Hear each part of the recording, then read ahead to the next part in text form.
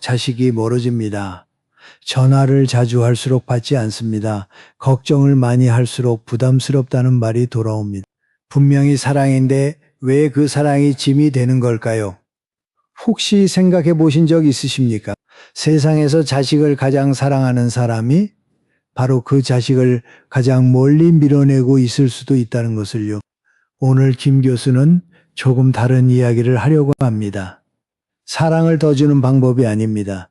사랑을 다르게 주는 방법입니다. 줄수록 자식이 스스로 돌아오는 그런 사랑에 대해서요. 끝까지 들어주시면 아마 오늘 저녁 자식 생각이 조금은 달라지실 겁니다.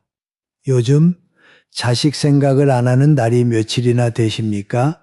하루요, 이틀이요.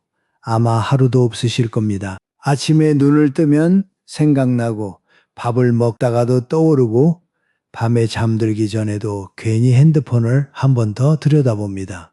혹시 연락이 왔을까 하고요. 그런데 자식들은 여러분 생각을 얼마나 자주 할까요? 그 질문에 대답하지 않겠습니다. 대답할 필요가 없습니다. 여러분이 이미 알고 계시니까요. 그 차이가 아프시지요. 하지만 그것이 자식이 나쁘다는 뜻은 아닙니다. 여러분이 뭔가 잘못했다는 뜻도 아닙니다. 다만 두 세대가 사랑하는 방식이 다른 것입니다. 여러분은 매일 생각하는 것이 사랑이고 자식들은 각자의 삶을 사는 것이 사랑입니다. 같은 마음인데 같은 언어가 아닌 겁니다. 오늘은 누구의 잘못도 이야기하지 않겠습니다. 다만 그 거리를 조금이라도 좁히는 방법을 우리 쪽에서 먼저 시작해 보자는 이야기를 하려고 합니다.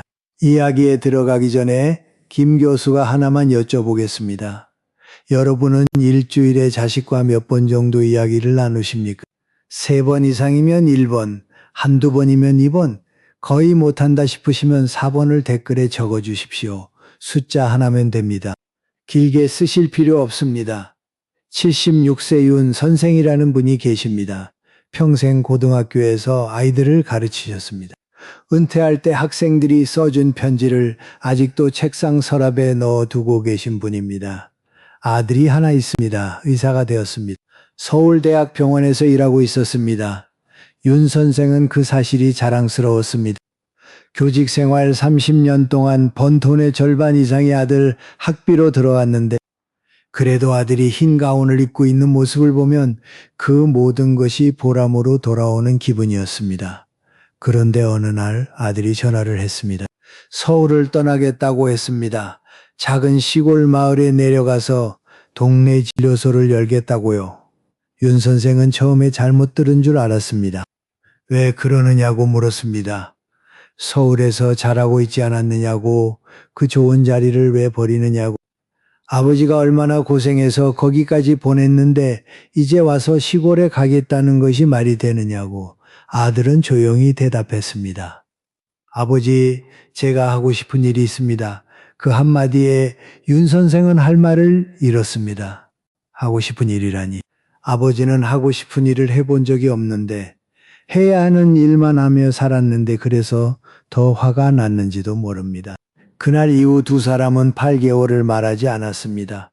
윤 선생은 밤마다 뉴스를 보다가 의료 관련 기사가 나오면 습관처럼 오려두었습니다. 아들에게 보내주려고요. 스크랩한 기사가 서랍 한 칸을 가득 채울 무렵에야 깨달았습니다. 이 기사를 보낼 사람이 없다는 것을요. 가위를 내려놓은 그 밤, 윤 선생은 오래 앉아 있었습니다. 보내지 못한 기사는 아직도 서랍 안에 있었습니다. 전하지 못한 마음은 어디에 두어야 하는 걸까요? 8개월이 지나서 윤 선생이 먼저 전화를 했습니다. 긴 말은 하지 않았습니다. 딱 한마디만 했습니다. 아버지가 틀렸을 수도 있겠다. 전화기 너머로 아들이 울었습니다. 윤 선생도 울었습니다. 그 울음 사이에 8개월의 침묵이 녹아내렸습니다. 결과를 말씀드려야겠지요. 솔직히 말하면 아들은 시골로 갔습니다. 윤 선생이 바라던 대로 되지는 않았습니다. 여전히 아쉬운 마음이 있습니다. 왜 없겠습니까? 30년을 투자한 겁니다. 하지만 지난 설날 아들의 진료소에 갔을 때 대기실에 앉아있는 할머니 한 분이 아들에게 이렇게 말하는 것을 들었습니다. 선생님이 여기 와주셔서 우리가 산다고요. 그 말을 듣는 아들의 표정을 보는 순간 윤 선생은 알았습니다. 아, 이 아이가 여기서 웃고 있구나. 서울에서는 본 적 없는 얼굴이구나. 자유라는 것은 이런 겁니다. 내가 그려놓은 길을 자식에게 걸으라고 하는 것이 아니라 자식이 스스로 찾은 길을 걸을 수 있도록 손을 놓아주는 것입니다. 손을 놓는다는 것이 버린다는 뜻이 아닙니다. 이 나무가 이제 혼자서도 뿌리를 내릴 수 있다고 믿는다는 뜻입니다. 화분 안에서는 아무리 정성껏 물을 줘도 그 이상 크지 못합니다. 숲으로 내보내야 뿌리가 스스로 땅을 찾아갑니다. 우리가 자주 하는 말이 있습니다. 다 너를 위해서 그러는 거야. 이 말 정말로 자식을 위한 말입니까? 아니면 내가 그려놓은 그림을 지키고 싶은 말입니까? 한번 바꿔보십시오. 내 인생이니까 네가 결정해. 나는 여기 있을게. 이 한마디가 어렵습니다. 하지만 이 한마디가 8개월의 침묵보다 훨씬 가볍습니다. 윤 선생은 지금 한 달에 한 번 시골 진료소에 갑니다. 아들이 오라고 해서가 아닙니다. 가고 싶어서 갑니다.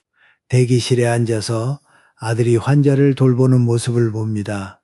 가끔 아들이 점심시간에 나와서 아버지 옆에 앉습니다. 둘 다 말이 많은 사람이 아닙니다. 그냥 나란히 앉아서 도시락을 먹습니다. 그것으로 충분합니다. 그런데 손을 놓는 것보다 더 어려운 것이 있습니다. 눈을 바꾸는 것입니다.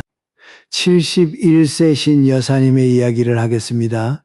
신 여사님에게는 막내딸이 있었습니다. 은행에 다니고 있었습니다. 좋은 직장이었습니다. 안정적이고 월급도 괜찮고 복지도 좋았습니다.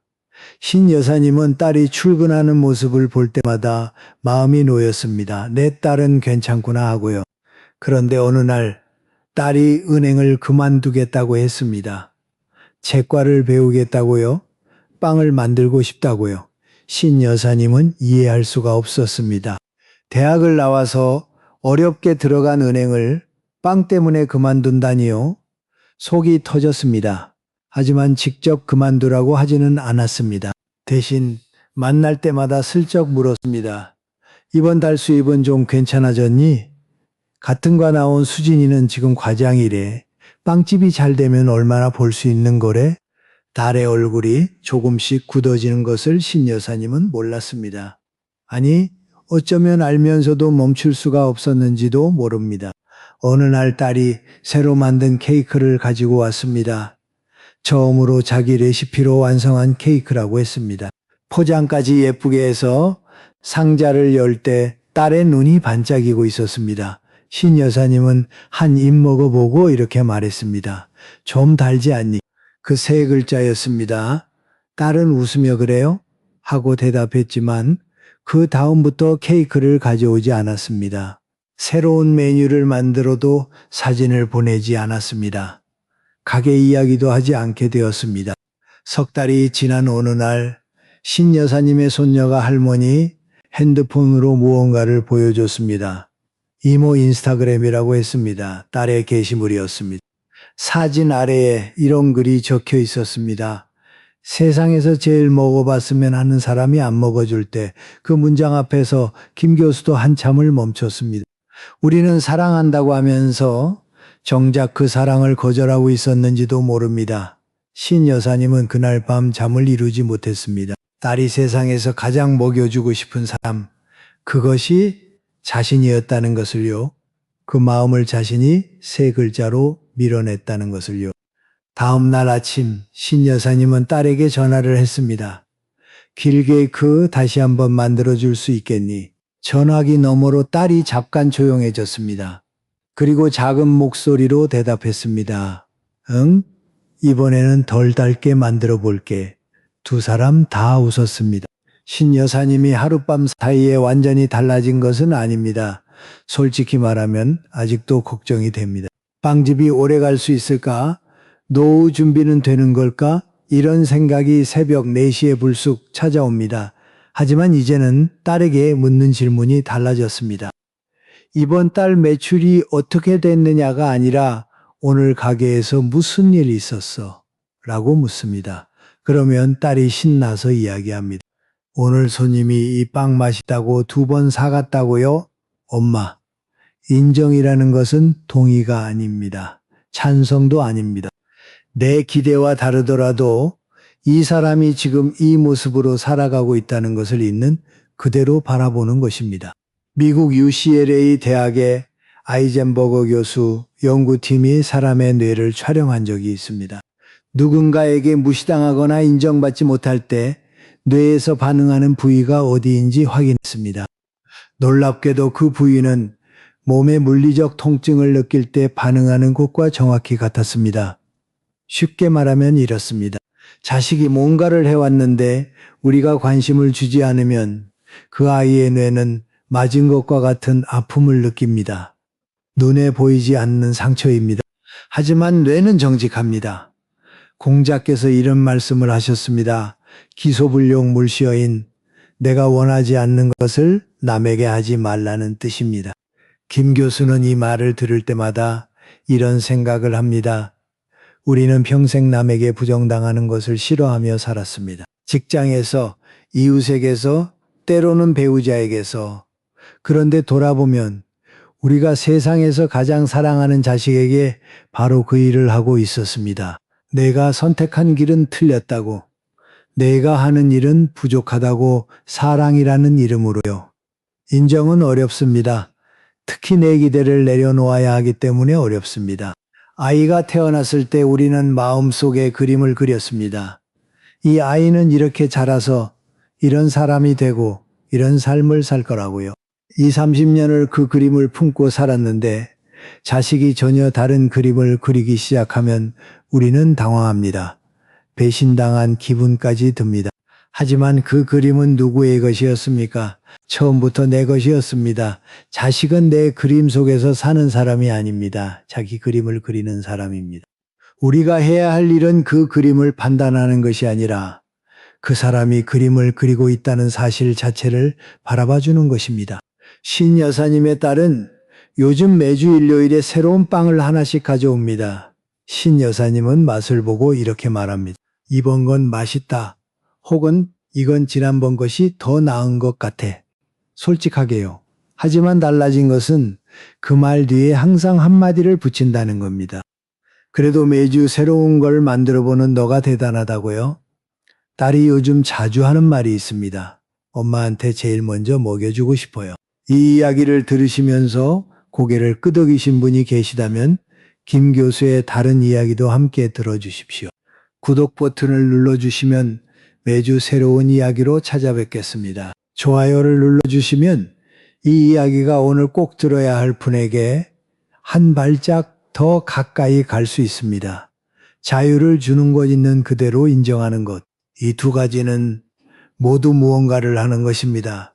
손을 놓는 것도 행동이고 눈을 바꾸는 것도 행동입니다. 그런데 가끔은 아무것도 하지 않는 것이 가장 큰 사랑일 때가 있습니다. 73세 배 선생의 이야기를 하겠습니다. 배 선생에게는 딸이 하나 있었습니다. 결혼한 지 5년이 되던 해에 딸이 이혼을 했습니다. 어린 손녀를 데리고 아버지 집으로 돌아왔습니다. 동네가 좁습니다. 소문은 금방 퍼졌습니다. 마트에서 만난 이웃이 물었습니다. 딸이 돌아왔다면서요? 무슨 일이 있었어요? 경로당에서 오래 알고 지낸 친구가 슬쩍 말했습니다. 요즘 세상에 이혼이야 흔하지만 그래도 참 안 됐다고요. 배 선생은 아무 대답도 하지 않았습니다. 이웃에게도 친구에게도 딸에게도요. 딸에게 왜 이혼했느냐고 묻지 않았습니다. 잘 생각한 거냐고 따지지 않았습니다. 다시 해보라고 설득하지도 잘했다고 편들지도 않았습니다. 대신 배 선생이 한 일은 이것뿐이었습니다. 저녁 식탁에 그릇을 하나 더 놓았습니다. 손녀방으로 쓸 수 있도록 작은 방에 이불을 새로 깔았습니다. 손녀가 좋아하는 귤을 사다가 부엌 탁자 위에 올려두었습니다. 말은 한마디도 하지 않았습니다. 처음 며칠은 방에서 거의 나오지 않았습니다. 밥을 차려놓으면 조용히 나와서 먹고 다시 들어갔습니다. 배 선생은 딸의 방문 앞을 지나갈 때마다 멈칫했지만 문을 두드리지는 않았습니다. 일주일이 지났습니다. 어느 늦은 밤이었습니다. 배 선생은 잠이 오지 않아서 부엌에 나와 앉아 있었습니다. 차를 한 잔 따라 놓고 아무 생각 없이 창밖을 보고 있었습니다. 차가 식어가는 것도 몰랐습니다. 그때 딸이 나왔습니다. 물을 마시려고 나온 것이었습니다. 부엌에 불이 켜져 있는 것을 보고 멈췄습니다. 아버지와 눈이 마주쳤습니다. 딸이 천천히 맞은편에 앉았습니다. 배 선생은 아무 말 없이 찻잔을 하나 더 꺼내서 차를 따랐습니다. 두 사람은 오래 앉아 있었습니다. 그 밤 부엌에는 아무 소리도 없었습니다. 그런데 이상하게도 그 침묵이 어떤 말보다 따뜻했습니다. 한참이 지나서 딸이 입을 열었습니다. 아빠, 아무 말 안 해줘서 고마워. 배 선생은 고개를 한번 끄덕였습니다. 그것이 전부였습니다. 그 뒤로 딸은 조금씩 이야기를 하기 시작했습니다. 한꺼번에 다 쏟아낸 것이 아닙니다.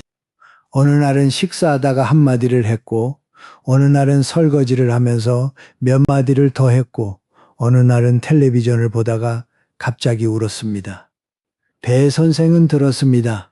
그냥 들었습니다. 의견을 말하지 않았고, 판단을 내리지 않았고, 해결책을 제시하지도 않았습니다. 딸이 이야기하고 싶을 때 이야기하고, 멈추고 싶을 때 멈추도록 두었습니다. 김 교수는 이것을 김치에 비유하고 싶습니다. 김치는 항아리 속에서 익습니다. 조용히 천천히 아무도 보지 않는 사이에요. 그런데 중간에 자꾸 뚜껑을 열어보면 어떻게 됩니까? 맛이 달라집니다. 제대로 익지 못합니다. 잘 익은 김치의 비결은 기다림입니다. 뚜껑을 덮어두고 적당한 온도를 유지해주고 건드리지 않는 것입니다. 자식들의 아픔도 마찬가지입니다. 어떤 아픔은 시간이 필요합니다. 부모가 뚜껑을 열고 왜 진작 말 안 했느냐고 묻는 순간 그 아픔은 제대로 익지 못합니다. 내가 뭘 했어? 그때 내 말 들었으면 이렇게 안 됐을 텐데 하는 말은 더 위험합니다. 아픔 위에 원망까지 얻는 것이니까요. 가장 좋은 것은 아무 말도 하지 않는 것입니다. 옆에 앉는 것입니다. 차를 한 잔 더 따르는 것입니다. 우리는 사랑하면 말을 해야 한다고 생각합니다. 충고를 해야 하고 방향을 잡아줘야 하고 조언을 해야 한다고 믿습니다. 그것이 부모의 역할이라고 배웠습니다. 하지만 어떤 순간에는 말하지 않는 것이 말하는 것보다 훨씬 많은 것을 전합니다. 입을 다무는 것은 쉽습니다. 하지만 입을 다물면서 동시에 옆에 있는 것, 그것이 어렵습니다. 배 선생은 그것을 해낸 분입니다. 딸은 지금 다시 일을 시작했습니다. 손녀도 새 학교에 잘 적응했습니다. 딸이 요즘 가끔 아버지에게 묻습니다. 아빠는 이럴 때 어떻게 했어? 배 선생은 그때서야 자기 생각을 말합니다. 딸이 물어볼 때만요. 먼저 나서는 법이 없습니다. 배 선생에게 물어본 적이 있습니다. 그때 정말 아무 말도 하고 싶지 않으셨느냐고요? 배 선생이 웃으면서 대답했습니다. 하고 싶은 말이 100가지는 됐습니다. 근데 그 100가지를 다 삼켰습니다. 삼키는 게 내가 해줄 수 있는 전부라는 걸 알았으니까요. 침묵은 무관심이 아닙니다. 100마디를 삼키는 것입니다. 그리고 그 자리에 차 한 잔을 놓는 것입니다. 그런데 가만히 앉아서 듣기만 하는 것과는 또 다른 차원의 이야기가 있습니다. 믿는다는 것입니다. 자유를 주는 것은 손을 놓는 것이고 인정은 눈을 바꾸는 것이고 침묵은 입을 다무는 것입니다. 그런데 신뢰는 마음을 여는 것입니다. 내가 볼 때는 틀린 것 같아도 이 사람이 자기 길을 찾을 수 있을 거라고 마음속으로 믿어주는 것입니다. 이것이 가장 어렵습니다. 왜냐하면 믿었다가 배신당한 경험이 있기 때문입니다. 69세의 문 여사님의 이야기입니다. 문 여사님의 아들은 외국 여성과 결혼을 했습니다. 베트남에서 온 여성이었습니다. 문 여사님은 반대했습니다. 말이 통하지 않을 것이고 문화가 다를 것이고 주변 시선도 걱정이었습니다. 무엇보다 아들이 고생할 것 같았습니다. 반대를 넘어서 결혼식에 가지 않았습니다. 아들은 아무 말 없이 결혼을 했습니다. 그리고 2년 동안 연락이 끊겼습니다. 2년입니다. 730날입니다. 문 여사님은 하루도 빠짐없이 아들 생각을 했지만 먼저 전화를 걸지는 못했습니다. 자존심 때문만은 아니었습니다. 전화를 걸어서 뭐라고 말해야 할지를 몰랐습니다. 어느 날 택배가 하나 왔습니다. 보낸 사람 이름은 며느리 이름이었습니다. 상자를 열었더니 작은 유리병 하나가 들어 있었습니다. 뚜껑을 열자 익숙하지 않은 냄새가 났습니다. 나중에 한 것인데 새우젓과 비슷한 베트남 전통장이었습니다.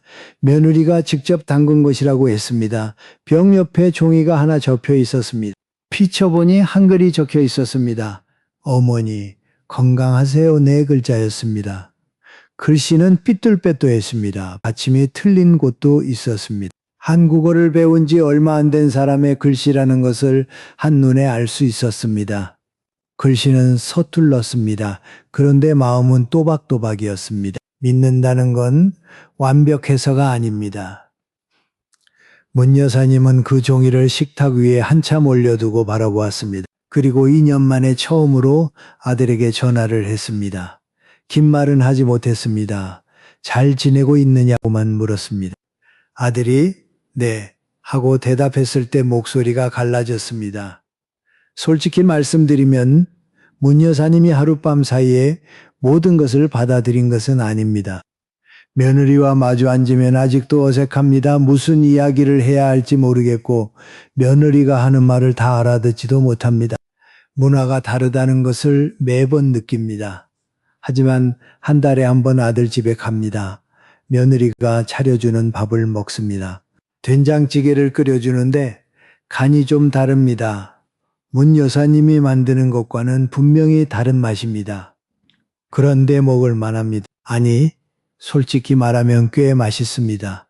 하버드 대학의 로젠탈 교수가 아주 유명한 실험을 한 적이 있습니다. 1968년의 일입니다. 초등학교에서 학생들을 무작위로 골라놓고 선생님에게 이 아이들은 특별한 잠재력이 있다고 말했습니다. 사실은 아무 근거도 없었습니다. 그냥 이름을 뽑은 것이었습니다. 그런데 1년 후 그 아이들의 성적이 정말로 올라갔습니다. 선생님이 그 아이들을 믿었기 때문입니다. 믿는 눈으로 바라보고 믿는 말투로 대했기 때문입니다. 이것을 피그말리온 효과라고 부릅니다. 기대하면 현실이 된다는 뜻입니다. 자식에게도 똑같습니다. 내가 저 아이를 믿으면 저 아이는 믿을 만한 사람이 되려고 스스로 노력합니다. 내가 의심하면 저 아이는 의심받는 대로 행동합니다. 노자께서 이런 말씀을 하셨습니다. 신불조건, 유불신은 내 안에 믿음이 부족하면 상대도 나를 믿지 않는다는 뜻입니다. 김 교수는 이렇게 풀어보겠습니다. 우리는 자식들에게 나를 믿어라, 부모 말을 믿어라 하고 요구합니다. 하지만 정작 우리가 먼저 자식을 믿고 있습니까?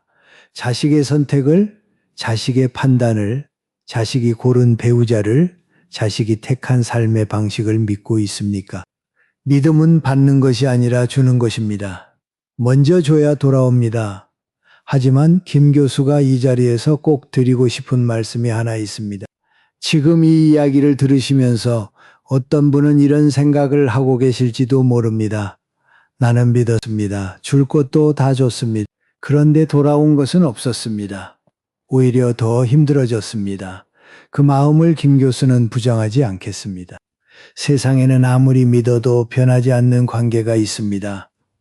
아무리 손을 내밀어도 잡지 않는 사람이 있습니다. 그것이 여러분의 잘못은 아닙니다. 관계라는 것은 한 사람이 아무리 노력해도 혼자서는 완성할 수 없는 것이니까요. 그럴 때 믿음을 거두라는 뜻이 아닙니다. 방향을 바꾸라는 뜻입니다. 자식을 향해 있던 믿음을 이제 자기 자신에게로 돌리십시오. 나는 할 수 있는 만큼 했다. 내가 부족해서가 아니다. 이만하면 충분히 했었다. 이 말을 자신에게 해 주십시오. 정이라는 것이 있습니다. 우리 한국 사람에게 정은 공기와 같은 것입니다. 정이 없으면 숨을 쉴 수가 없습니다. 하지만 정에도 두 가지가 있습니다. 나를 살리는 정이 있고 나를 갉아먹는 정이 있습니다. 상대방도 나도 따뜻해지는 정이 건강한 정이라면 주기만 하고 돌아오는 것 없이 나만 마르는 정은 놓아야 할 정입니다. 정을 놓는다는 것이 사랑을 버린다는 뜻은 아닙니다. 다만 그 사랑 때문에 내가 무너지지 않도록 한 발짝 물러서는 것입니다. 문 여사님의 경우는 며느리의 네 글자가 다리가 되어 주었습니다. 하지만 모든 이야기에 다리가 놓이는 것은 아닙니다. 어떤 강은 건너지 못합니다. 그것도 괜찮습니다. 강을 건너지 못하더라도 강가에 서서 자기 발이 젖지 않도록 지키는 것.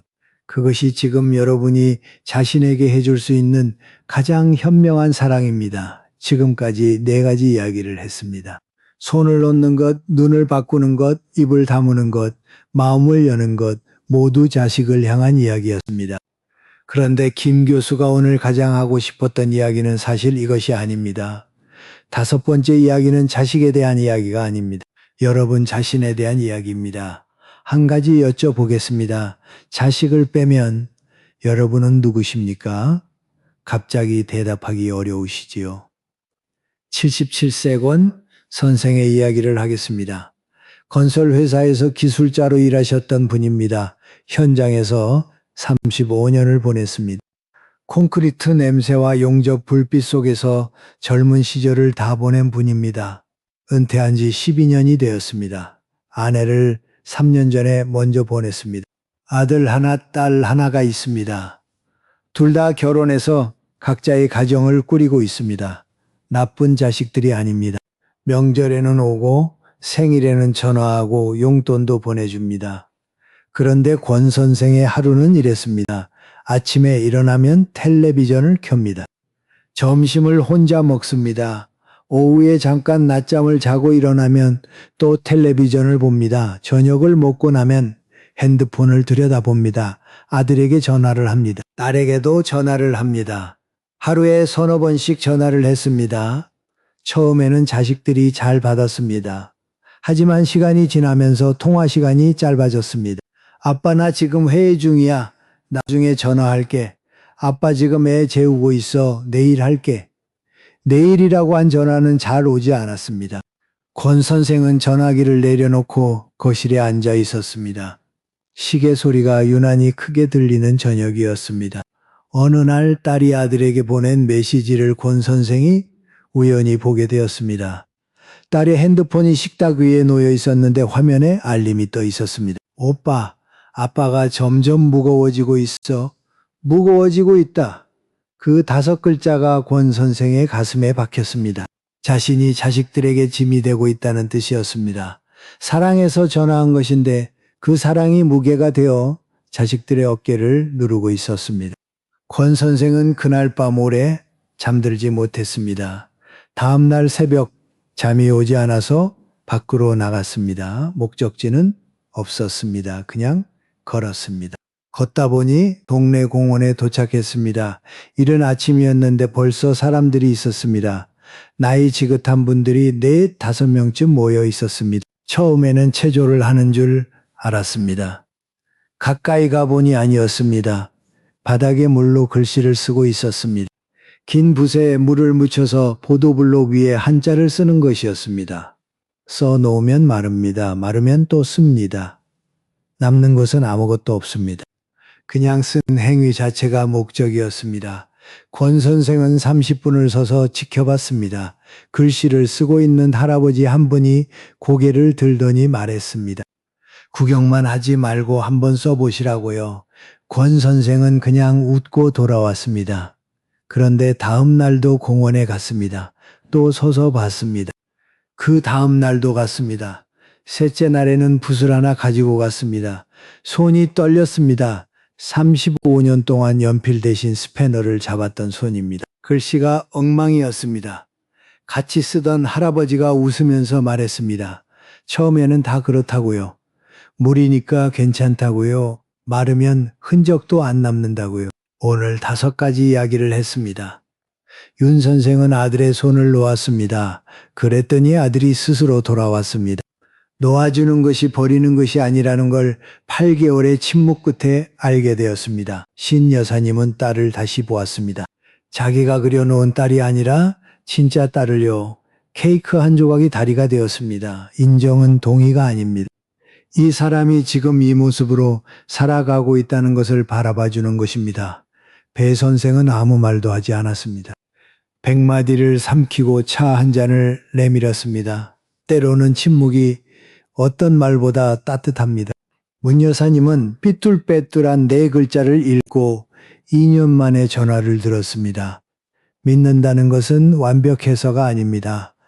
불완전한 채로도 마음을 여는 것입니다. 그리고 권 선생은 자기 자신을 다시 찾았습니다. 자식에게 전화하는 대신 붓을 들었습니다. 이제 자식들이 먼저 전화를 합니다. 부모가 자기 삶을 살고 있을 때 자식들은 비로소 안심합니다. 5 이야기가 결국 하나로 모입니다. 자식들은 완벽한 부모를 원하지 않습니다. 자기들을 있는 그대로 사랑해주는 부모를 원합니다.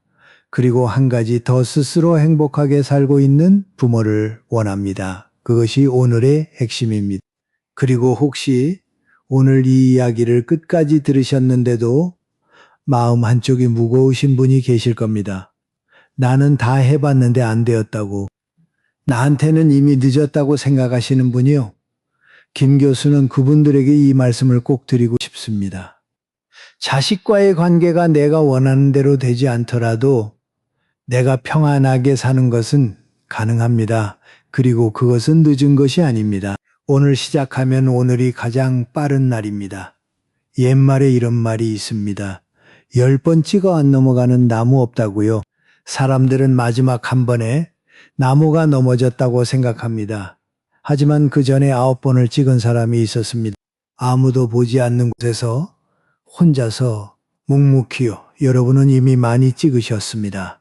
나무가 넘어지든 넘어지지 않든 도끼를 든 그 손은 진짜입니다. 그 수고를 아무도 몰라준다 해도 김 교수는 알고 있습니다.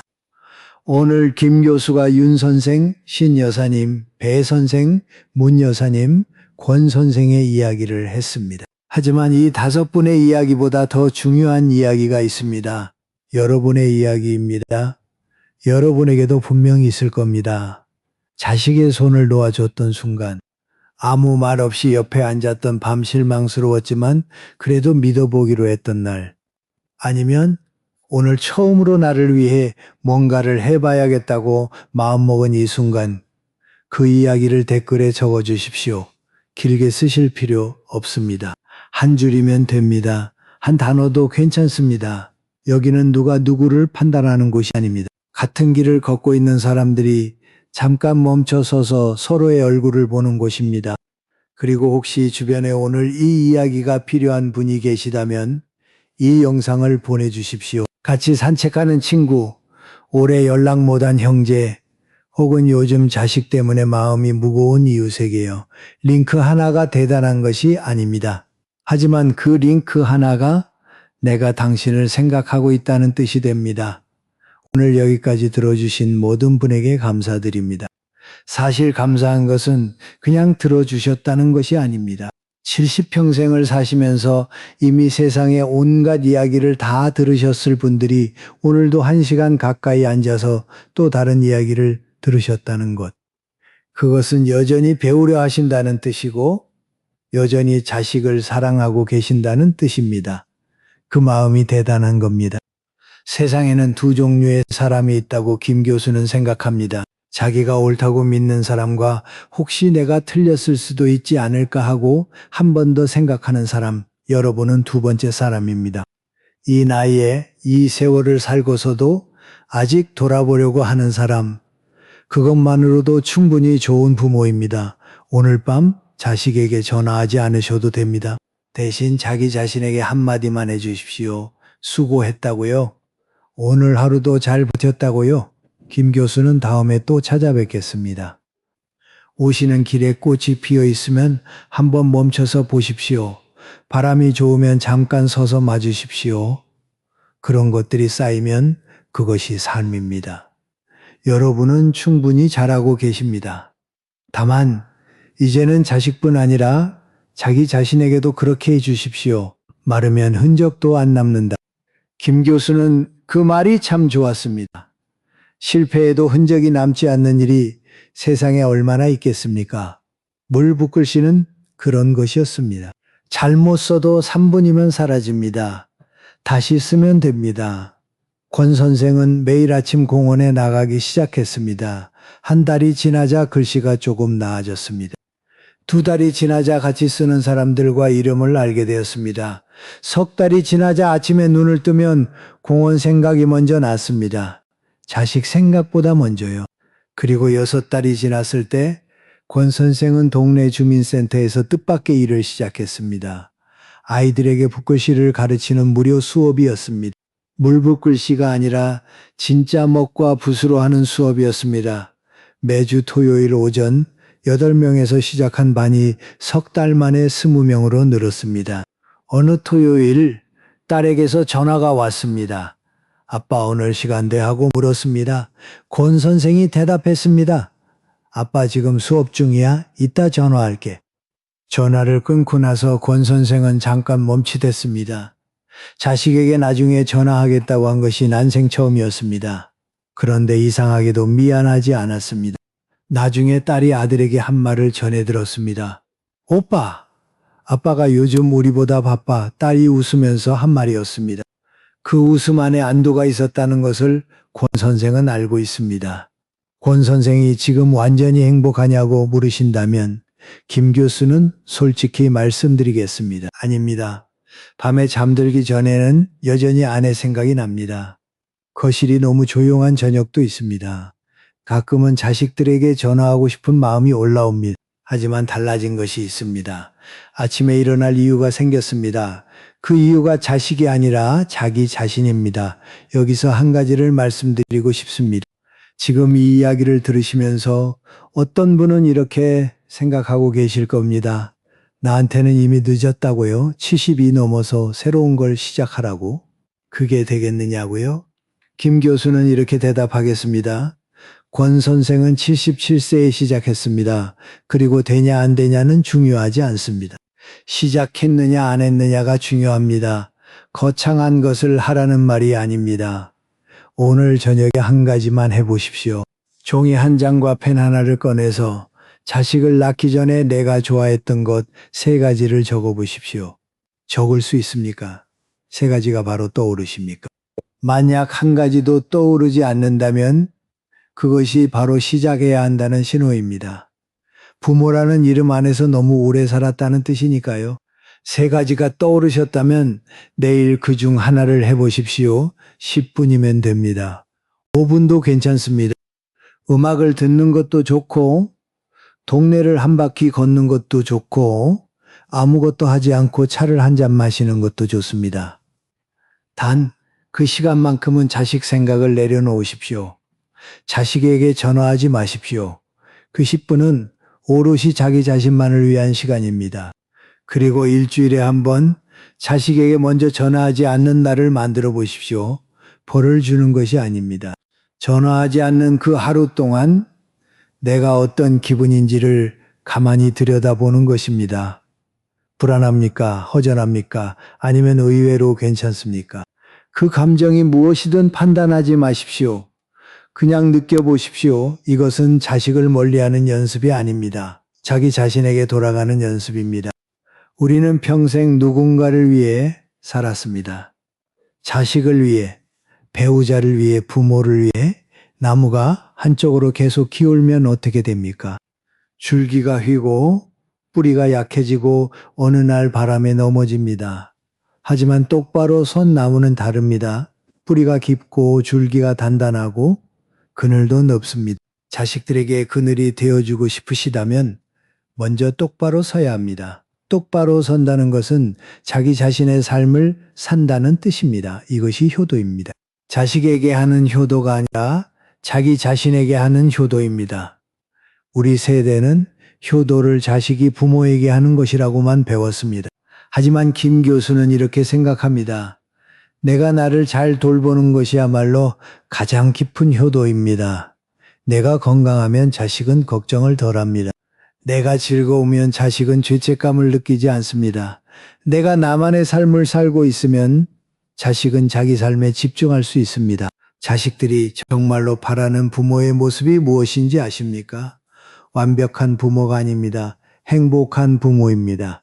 자기 삶을 살고 있는 부모입니다. 전화할 때마다 외롭다고 하는 부모가 아니라 전화할 때마다 오늘은 이런 일이 있었다고 신나서 이야기하는 부모입니다.